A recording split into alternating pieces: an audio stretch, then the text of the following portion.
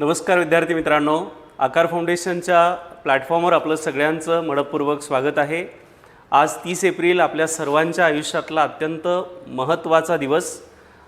वर्षभर मागील 6 महिने, 1.5 वर्ष, 2 वर्ष आपण जे परिश्रम कष्ट घेतले होते, दररोज अभ्यासिकेत जायचे, दिवसभर अभ्यास करायचा आहे, प्रश्न सोडवायचे आहेत, त्या सगळ्या परिश्रमाला यश देणारा आजचा दिवस होता। मला विश्वास आहे आपण सर्वांनी खूप चांगल्या पद्धतीने आजचा अटेम्प्ट दिला असेल। तर प्रत्येक पेपरप्रमाणे प्रत्येकच इन्स्टिट्यूट च्या विद्यार्थ्यांची ही मागणी असते की संभाव्य उत्तरं काय असू शकतात। सो आज आकार फाउंडेशन पुणे आणि नागपूर टीमच्या माध्यमातून कंबाईन पूर्वपरीक्षा जी आज 30 एप्रिल 2023ला झाली, या पूर्वपरीक्षेची संभाव्य उत्तरं देण्याचा आम्ही प्रयत्न करतोय। आयोगाची फायनल की आल्यानंतर काही उत्तरं थोडेफार बदलू पण शकतात, परंतु आजच्या या संभाव्य उत्तराचा एवढाच उद्देश आहे की तुम्हाला स्वतःला जजमेंट घेता यावं की आपले मार्क्स किती आहेत आणि यापुढे आपण मुख्य परीक्षेच्या तयारीला लागलं पाहिजे की आणखी काही पुढचे निर्णय घेतले पाहिजे की जशी पुढे राज्यसेवा प्री 4 जूनला आहेच। सो आजच्या सेशनला आपण सुरुवात करण्याआधी थोडं पेपरबद्दलचं आपल्या सगळ्यांना ते माहिती आहेच की कंबाईन ग्रुपचा आजचा जो पेपर होता, या पेपरनी हे स्पष्ट केलं आहे की आता GSचे जे विशेषतः सब्जेक्ट आहेत, या सब्जेक्टमध्ये आपल्याला कन्सेप्ट क्लिअरिटी खूप चांगली असणं आवश्यक आहे। जसं उदाहरणार्थ नारायण मेघाजी लोखंडे म्हटलं की हँडमिल असोसिएशन आपण ते लक्षामध्ये ठेवण्याचा आपला प्रयत्न असतो की यांनी कशामध्ये काम केलं आहे, परंतु आता प्रश्न असे येत आहे की हँडमिल असोसिएशन स्थापन करत असताना त्यांना खालीलपैकी कोणी मदत केली। याचा अर्थ असा की हँडमिल असोसिएशनच आपल्याला वाचायचं नाही आहे, तर नारायण मेघाजी लोखंडे यांचं एकूणच कार्य जे आहे ते सगळं आपल्याला अभ्यासावं लागणार आहे। थोडक्यात सर्व विषयांचं बेसिक नॉलेज आपल्याला असणं अनिवार्य आहे आणि त्या नॉलेजच्या बेसवर आजचा पेपर जर आपण बघितला तर पहिलं तर आयोगानं या पेपर पॅटर्नमध्ये बदल असा केला की यामध्ये जे आपले एक्सपेक्टेशन होते आणि आत्तापर्यंत जे काही आपला पॅटर्न चालत होता, यामध्ये 2 पेपर म्हणजे इतिहास आणि भूगोल यांनी यामध्ये 10 प्रश्नांमध्ये ठेवलं आहे। त्याच्यानंतर पुढचे 4 विषय असे आहे म्हणजे अर्थव्यवस्था, राज्यव्यवस्था, सामान्य विज्ञान आणि चालू घडामोडी यांना प्रत्येकी 15 प्रश्नांमध्ये 15 प्रश्नांचं वेटेज इथं दिलेलं आहे। आणि दुसरं अंकगणित आणि बुद्धिमापन जे वेगळं टाकलेलं होतं यावर 20 क्वेश्चन, म्हणजे ॲप्टिट्यूडला 20 क्वेश्चन। त्यानंतर GSचे 3 विषयांचं वेटेज वाढवलं, अर्थव्यवस्था, राज्यव्यवस्था आणि सामान्य विज्ञान प्रत्येकी 15 प्रश्न। चालू घडामोडीचं पण इथं वेटेज वाढलंय, 15 प्रश्न चालू घडामोडीवर गेलेत। इतिहासावर आणि भूगोलवर याआधी 15-15 प्रश्न राहायचे, ते आता 10 प्रश्न आलेले। चला तर आजचं जसं की तुम्हाला सगळ्यांना प्रतीक्षा आहे की आपल्याला संभाव्य उत्तरांकडे वळलं पाहिजे। दुसरा एक पार्ट मला हे सांगायचं झाला की कंबाईन परीक्षेचा आजचा जो पेपर होता त्याचं जर स्वरूप आपण बघितलं तर साधारण होतं। यामध्ये फॅक्च्युअल पद्धतीनं अभ्यास न करता आता डिटेल अभ्यास करावा लागेल, तो अनिवार्य असेल। सो हिस्ट्रीच्या द्वारे आपण सुरुवात करू। हिस्ट्रीनंतर आपलं ॲप्टिट्यूड असेल, असं एक एक करत सगळेच जे विषय आहेत ते आपण आता इथे घेणार आहोत। सो इतिहासाला आपण बघितलं की 10 प्रश्न या घटकावर आलेला होता आणि महाराष्ट्राच्या इतिहासावर आपण बराचसा भर दिला असेल, पण समाजसुधारक सोडले तर फार काही प्रश्न महाराष्ट्राच्या इतिहासावर गेलेले आपल्याला दिसत नाहीत। दुसरे एक वेगळे पण हिस्ट्रीमधलं 1857च्या उठावावर जास्तच आयोगाला रीडेबल आहे का? अच्छा, रीडेबल नाही आहे। तुमचे ॲन्सरसुद्धा तुम्ही टाका। ओके, स्क्रीन रीडेबल आहे का तुम्हाला? चला पहिला प्रश्न घेऊ आपण। पहिला प्रश्न घेऊ, रीडेबल आहे स्क्रीन?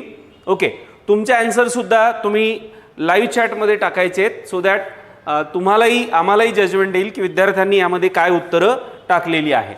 क्रांतिकारक सेनापती बापट। आता सेनापती बापट म्हटलं शेतकरी उठाव असतील, कामगार चळवळी असतील, अशा अनेक ठिकाणी आपल्याला सेनापती बापट यांचं काम दिसतं।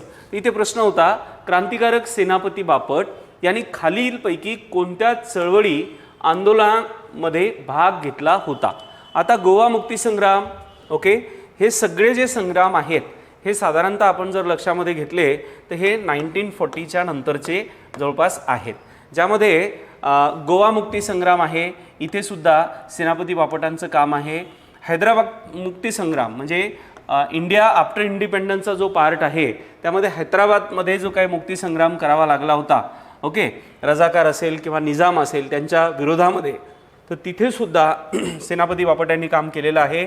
संयुक्त महाराष्ट्र चळवळ म्हणजे 1947ला भारत स्वतंत्र झाल्यानंतर जी काही राज्य पुढच्या काळामध्ये म्हणजे 1950 नंतर तसा आपला राज्य पुनर्रचना जो कायदा आहे तो 1956ला आला, पण त्याच्या अगोदर जसं आपल्याला स्वातंत्र्य मिळालं तर ब्रिटिश साम्राज्याअंतर्गत असलेला जो भारत होता आपला, त्या ब्रिटिशांची जी काही छोटी छोटी राज्ये होती तेव्हा आपलं महाराष्ट्र राज्य नव्हतं, तर काय होतं, मुंबई राज्य होतं. मुंबई राज्य होतं. आणि मग महाराष्ट्र हा मुंबईसह असावा यासाठी संयुक्त महाराष्ट्राची चळवळ 1948ला पुढच्या काळामध्ये सुरू होते. त्याला पुढे बरंच मोठं आंदोलन करावं लागतं. राज्य पुनर्रचना कायद्यामध्ये सुद्धा त्यामध्ये संयुक्त महाराष्ट्र जे राज्य आहे ते होत नाही. ही चळवळ आणखी पुढे जाते आणि पुढे आपल्याला माहिती आहे की 1 मे 1960ला महाराष्ट्र राज्य जे आहे ते निर्माण होतं. अर्थात मी जास्त एक्सप्लेन करणार नाही, आपण एक्सप्लेनेशनचं स्वतंत्र सेशन घेऊ. सो मला एवढं सांगायचं फक्त की संयुक्त महाराष्ट्र चळवळीमध्ये सुद्धा ते होते आणि महाराष्ट्र म्हैसूर सीमा हा जो काय वाद होता त्या संदर्भात सुद्धा त्यांचं जे काम आहे ते दिसतं. सो वरीलपैकी सर्व हे उत्तर इथे येतं. पहिलं क्वेश्चन नंबर 1चं उत्तर आहे वरीलपैकी सर्व. चला दुसऱ्या प्रश्नाकडे जातोय आपण. 1919 मध्ये ब्रिटिश सरकारने घटनात्मक सुधारणा दिल्या. कारण आपल्याला माहिती आहे 1909चं मोर्ली मिंटो सुधारणा कायदा आहे आणि 1919चा चेम्सफोर्ड सुधारणा कायदा आहे. सो सुधारणांच्या हप्त्यांचा हा जो काही कायदा आहे किंवा अशा पद्धतीच्या सुधारणा भारतामध्ये अर्थात त्या काळातल्या ब्रिटिश साम्राज्याअंतर्गत असलेल्या हिंदुस्थानामध्ये केल्या जातील. याच्या मागची काय कारणं आहेत? सो ही कारणांना जर आपण समजा आता इथे तुम्हाला उत्तर जरी माहिती नसतं तरी हे उत्तर काढता आलं असतं. उदाहरणार्थ क्रांतिकारकांच्या चळवळीमधून भारतीयांच्या मध्ये जो काय असंतोष निर्माण झाला त्यामुळं 1919 मध्ये ब्रिटिश सरकारने घटनात्मक सुधारणा दिल्या का?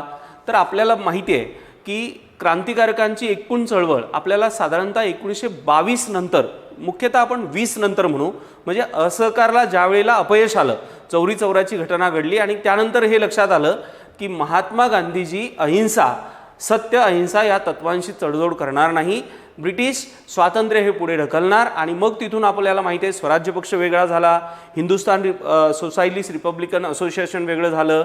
सो क्रांतिकारकांच्या चळवळीचा जो खरा पाया आहे की जिथून खऱ्या अर्थानं ब्रिटिशांच्या विरोधात असंतोष निर्माण झाला तो होता 1919चा जालियनवाला बाग हत्याकांड. हे हत्याकांड घडल्यानंतर भगतसिंग असेल, सुखदेव असेल, अशफाकुल्ला खान असेल, राजगुरू असेल, मग इथून हा असंतोष वाढत गेला. परंतु ही चळवळ पुढे एकरूप व्हायला बराच पुढचा काळ लागला. त्यामुळे पहिलं कारण घटनात्मक सुधारणांचा 19चं असू शकत नाही, म्हणजे पहिलं नाही. काँग्रेस आणि मुस्लिम लीग यांच्यामध्ये युती. आता आपल्याला माहिती आहे 1907चं जे सुरत अधिवेशन होतं त्यामध्ये काँग्रेसमध्ये फूट पडली होती. पुढच्या काळामध्ये टिळक, लोकमान्य टिळक, त्यानंतर लाला लजपतराय, बिपिन चंद्रपाल ही जी काही त्रयी होती की ज्यांनी मुख्यतः 1906 नंतर काँग्रेसचं जे काही धुरा आहे ती आपल्या हातामध्ये घेण्याचा प्रयत्न केला होता.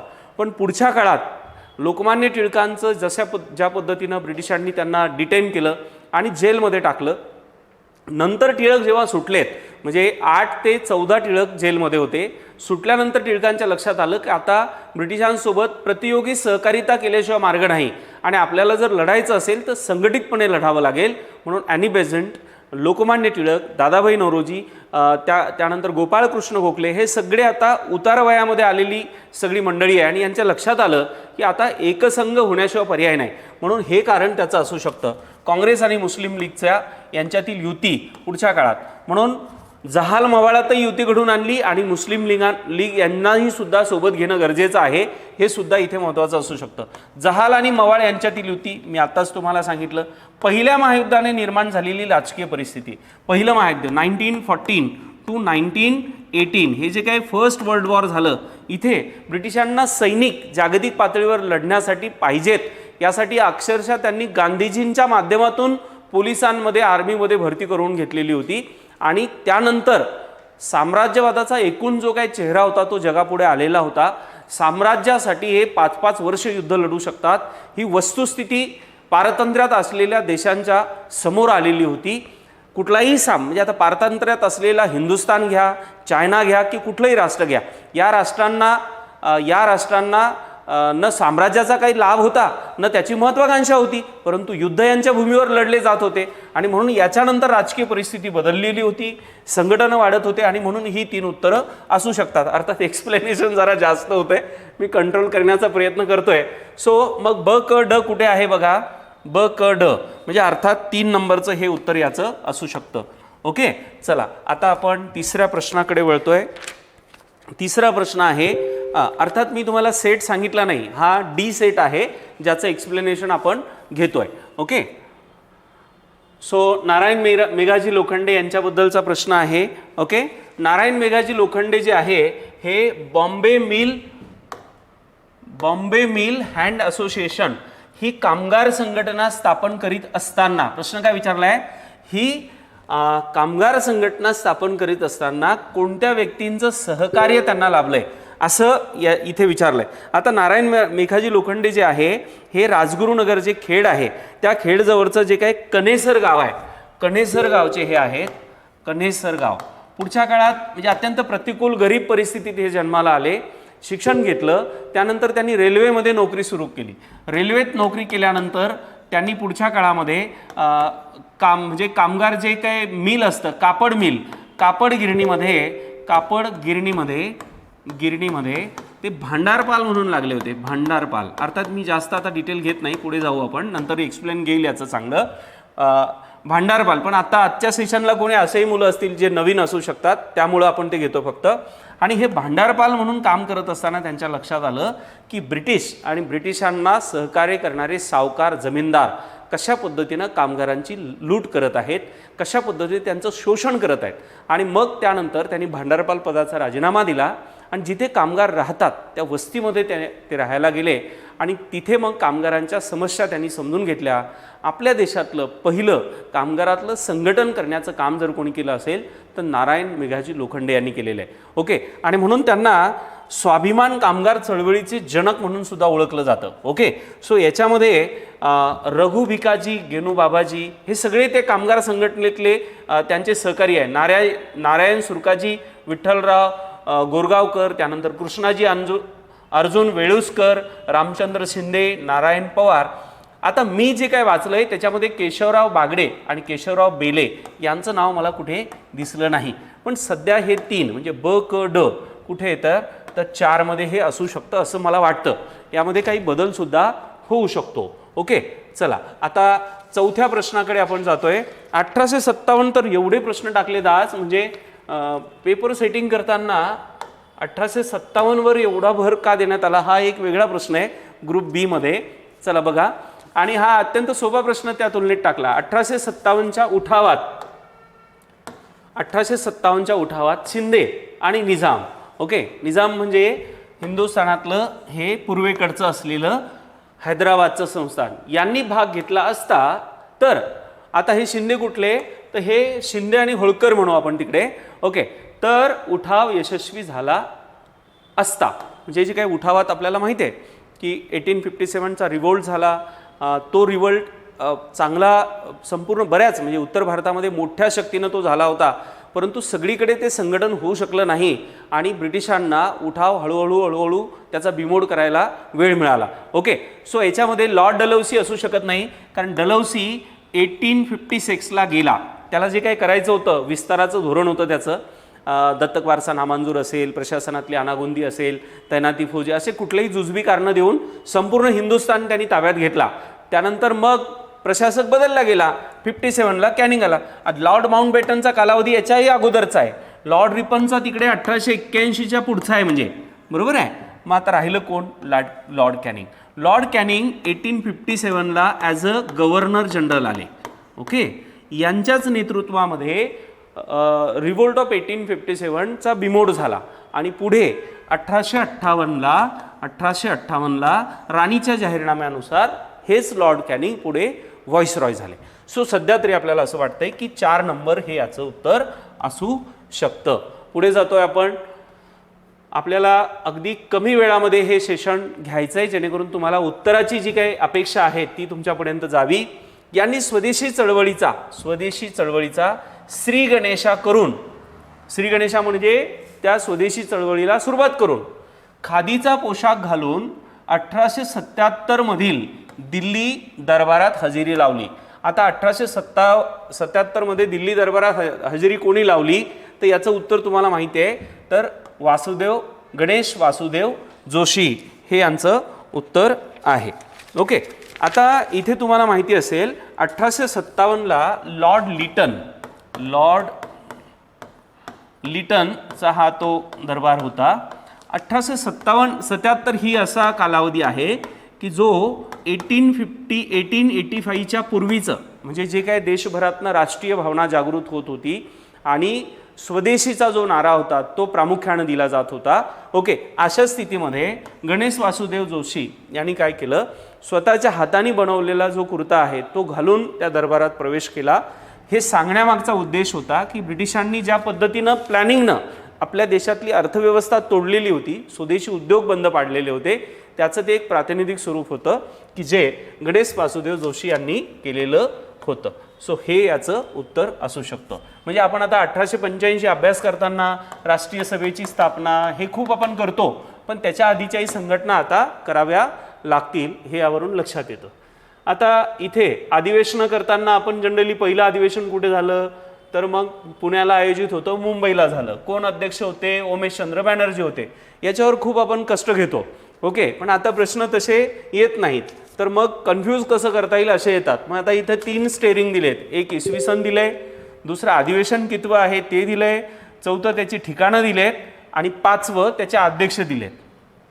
ओके, मग किमान पहिले 5 तरी अधिवेशनं आपल्याला माहिती असणं अभिप्रेत आहे. सो आता मी गृहीत धरतो की फॉर एक्झाम्पल तुम्हाला सुरेंद्रनाथ बॅनर्जी, शंकरन नायर, आनंदाचार्य चार्लू आणि विल्यम वेडनबर्ग हे त्रिमंत्री पुढचा विषय आहे तो. सो आता याच्यामध्ये विल्यम वेडनबर्ग हे जर म्हटलं तर म्हणजे आपण अभ्यासताना लेक्चरमध्ये आपण शिकलेलो होतो की यांना 5व्या अधिवेशनात म्हणजे मुंबईच्या अधिवेशनामध्ये यांना अध्यक्ष केलेलं होतं. आणि याच्याहून पुढच्या काळात खूप ओरड झाली होती की काँग्रेस पक्ष म्हणजे राष्ट्रीय सभा हा असा पक्ष आहे की जो ब्रिटिशांनीच इस्टॅब्लिश करून दिला आहे आणि हे सगळे वर्षातनं 1-2 दिवस एकत्र येतात आणि डराव करतात. यांच्या ओरडण्याने कुठलंही स्वराज्य मिळणार नाही, स्वातंत्र्य मिळणार नाही, हा पुढच्या काळामध्ये जो आरोप होत होता आणि त्या आरोपाला जास्त जे काही मी म्हणेल स्वरूप आलं ते विल्यम वेडनबर्ग सारखा व्यक्ती त्याचा अध्यक्ष होणं आणि त्याच्यानंतर पुढच्या काळामध्ये जे आहे ते झालं. आता आपण जर म्हटलं की एकच आपल्याला माहिती आहे की आणि या अचं जे उत्तर आहे ते 3, तर अचं 3 ठिकाणी उत्तर कुठं आलंय, तर हे 2च्या ठिकाणीच आलंय. म्हणजे तुम्हाला जर हे माहिती असलं तर याच्यामध्ये तुम्हाला बाकीचे पर्याय पण शोधायची गरज नाही, म्हणजे हे याचं उत्तर आहे.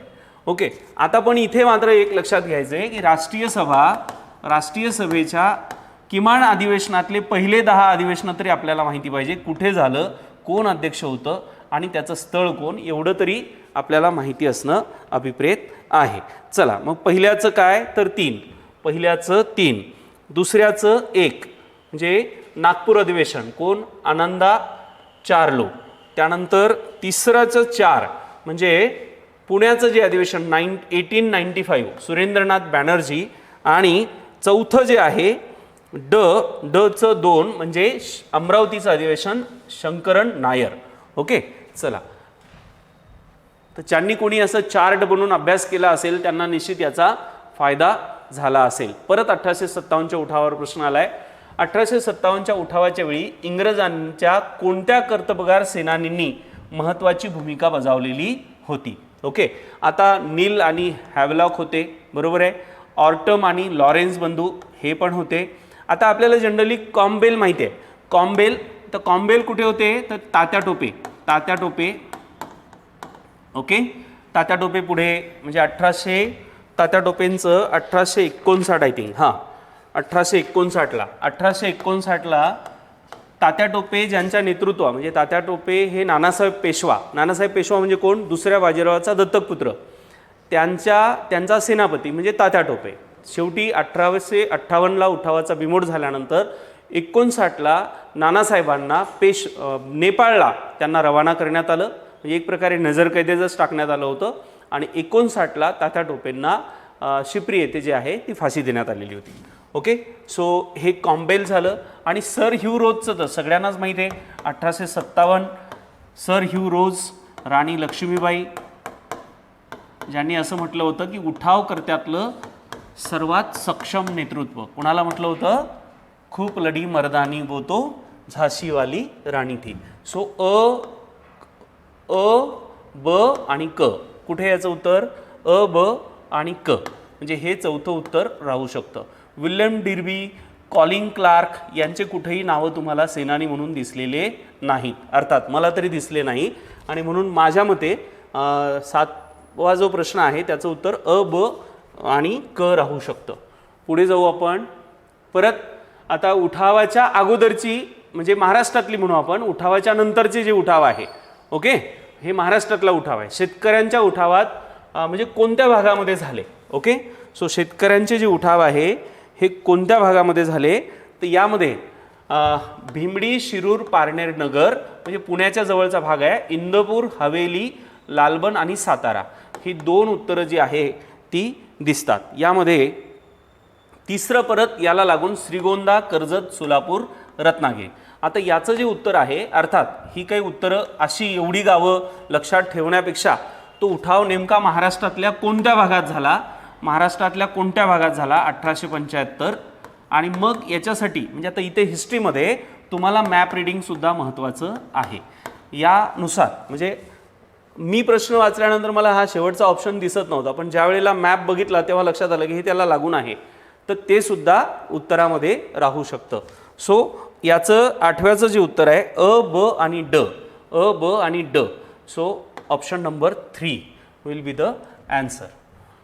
पुढे जाऊ. प्रार्थना समाजाबाबत दरवर्षी राज्यसेवा असू द्या की कंबाईन असू द्या, प्रार्थना समाजाचं कामही तसंच आहे. ओके, त्यामुळे यावर प्रश्न येतोच. सो दादोबा तरखडकर, आत्माराम पांडुरंग, वामनाबाजी मोडक, भाऊ महाजन इत्यादींनी 31 मार्च 1867 रोजी मुंबई येथे प्रार्थना समाजाची स्थापना केली. बरोबर आहे. प्रार्थना समाजामार्फत सुबोध पत्रिकाही सुरू केली, हेही बरोबर आहे. प्रार्थना समाजाच्या माध्यमातून नामजोशी स्वदेशीवाले, ओके, यांनी मजुरांची स्थिती सुधारण्यासाठी सोशल सर्व्हिस, याचा इथे काहीही संबंध येत नाही. ओके, आणि प्रार्थना समाजाने मुंबई, सोलापूर, कोल्हापूर येथे महाविद्यालयांची स्थापना केली, हे सुद्धा नाही.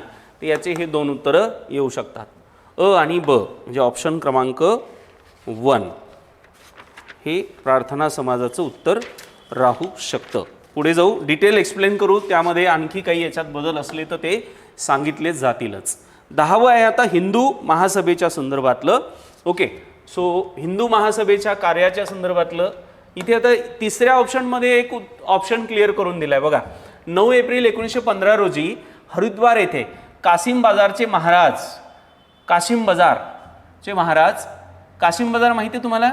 पश्चिम बंगालमधल्या वखारीचं नाव आहे. ओके, चला आता त्याचा इथे संदर्भ नाही आहे. हां, त्यानंतर मच्छिंद्रचंद्र नंदी यांनी हिंदू महासभेची स्थापना केल्याची घोषित केलं होतं, म्हणजे स्थापना केली जाईल असं घोषित केलं होतं, हे बरोबर आहे. हिंदू महासभेचे अध्यक्ष BC मुंजे होते. जर जे एखाद्याला माहिती आहे की मुंजे यांचं इथे होतं तर ते इथे पण सांगू शकतात. पुढे क पण त्यातच ऑप्शन आला आहे. Doctor Munje, doctor Hedgewar, doctor Paranjpe, doctor Hedgewar म्हणजे डॉक्टर बळीराम हेडगेवार, केशव बळीराम हेडगेवार यांनी नागपूरला 11 नोव्हेंबर 1923 रोजी हिंदू महासभेची शाखा सुरू केली, हे सुद्धा बरोबर आहे. ओके, हे 3ही ऑप्शन बरोबर आहे. सॉरी, आता पुढचं एक आहे ज्याचा संदर्भ कुठं मिळाला नाही. 28, 29, 30 डिसेंबर 1938ला हिंदू महासभेचं भव्य अधिवेशन पुणे येथे झालं, हे संदर्भ मिळालेला नाही. म्हणून सध्या अ ब क ही 3 असलेली म्हणजे ऑप्शन क्रमांक 1 हे याचं उत्तर असू शकतं. सो हे 10 प्रश्न आपले झाले. यानंतर आपण गणित बुद्धिमापन चालू करतोय मित्रांनो. अच्छा, हां, मित्र काही टाकतायत इथे. मुकेश मोरे,